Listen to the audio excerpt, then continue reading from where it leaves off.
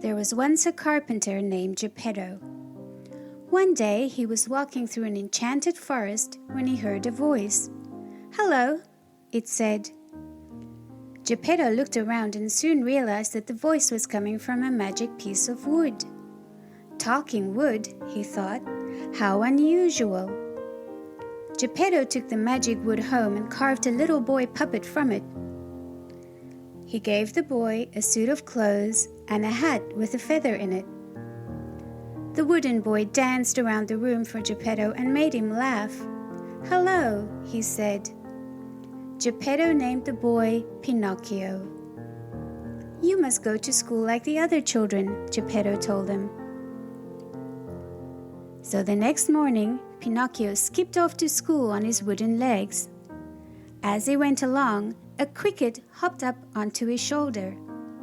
"You look like you could use a friend," he told Pinocchio. "I will help you learn right from wrong." A little farther down the road, Pinocchio met a fox and a cat. They'd heard the sound of lunch money jingling in his pocket.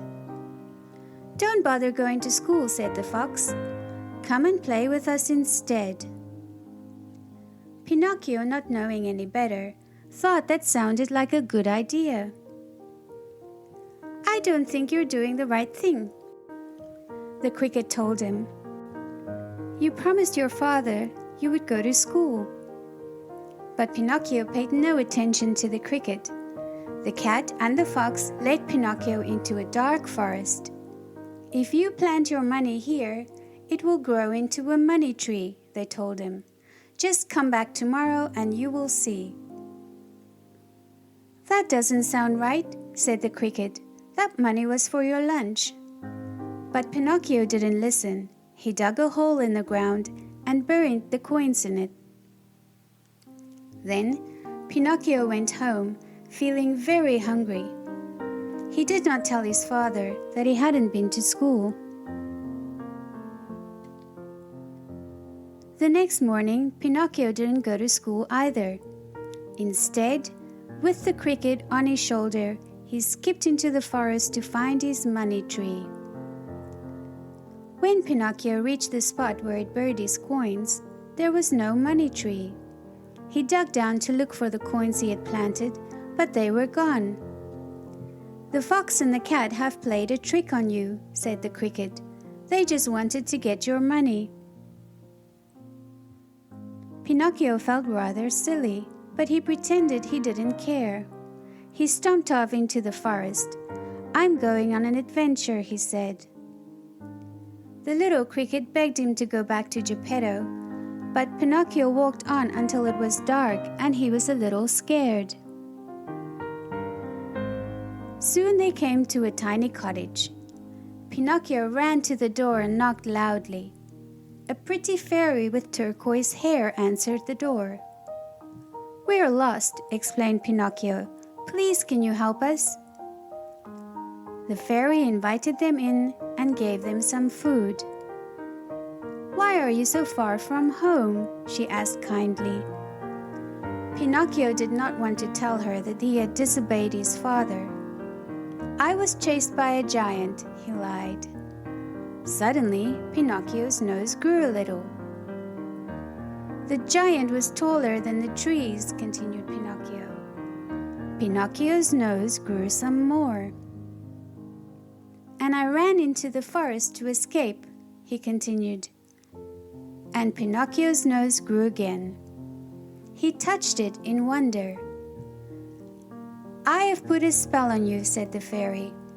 "Every time you'll tell a lie, your wooden nose will grow." Pinocchio began to cry. How he wished he had gone to school as his father had said. "I won't tell any more lies," promised Pinocchio. The fairy called some friendly woodpeckers who pecked at Pinocchio's long nose until it was back to the way it used to be. In the morning, Pinocchio rushed back through the forest with the little cricket perched on his shoulder. "From now on, I will do just as father tells me," he said. But when he got home, Geppetto wasn't there. Instead, there was a note on the kitchen table. Dear Pinocchio, I have gone to look for you. I miss you, my son. Your loving father, Geppetto. Pinocchio was very sad. He knew it caused a lot of trouble. We must find my father and bring him home, he sobbed. So he and the cricket set off again at once. They began their search down by the river. Pinocchio stood too near the edge of the water and he fell in with a splash. The cricket jumped in to help him, but they were both swallowed by an enormous fish. There, in the fish's tummy, they found Geppetto. Pinocchio hugged his father tightly. "I won't leave you again," he said.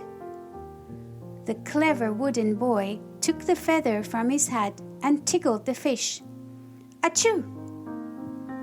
The fish gave a mighty sneeze, and Geppetto, Pinocchio, and the cricket shot back out through the fish's mouth and landed on the bank of the river. That night, when Pinocchio was tucked into his own little bed, fast asleep, the fairy with the turquoise hair flew in through his window. "You're a good, brave boy," she said as he slept, and she kissed him on the forehead. When Pinocchio awoke the next morning, he found that he was no longer made from wood. He was a real boy. And from then on, he was always a good son to Geppetto, and the best of friends with the cricket, who didn't need to tell him right from wrong ever again. The end.